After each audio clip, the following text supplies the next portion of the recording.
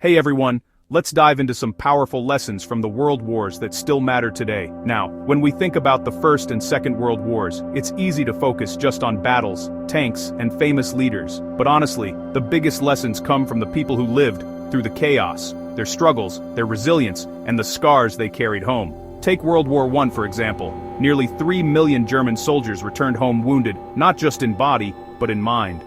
There's a newly translated novel, A Shadow of Myself, written back in 1926, that digs deep into what that felt like.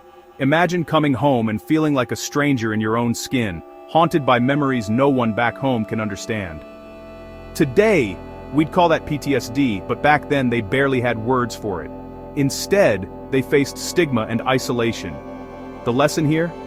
Wars don't end when the guns go silent. The psychological toll can last for generations. Fast forward to World War II, and you'll find stories of people stepping up in ways you might not expect. In Daytona Beach, for example, there's an old recreation center that was once a hub for the Women's Army Auxiliary Corps, WAACs.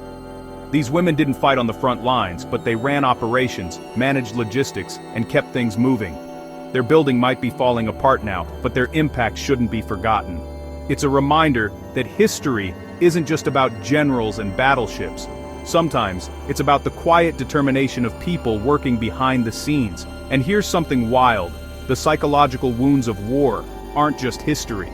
Since 2014, about a quarter of Ukrainian veterans have suffered from PTSD, a number eerily similar to what German soldiers faced after WWI. It goes to show, the trauma of war is universal and timeless. So what can I take from all this? First, listen to the stories of those who've lived through conflict. Don't let history's quieter voices fade away. Second, remember that the effects of war don't stop at treaties or parades. They echo through families and communities for decades. And finally, honor the unsung heroes, whether they wore a uniform or kept the home front running. History buffs know. The past is never really past. If we learn from these stories, maybe we can shape a better future. Thanks for hanging out with me. See you next time.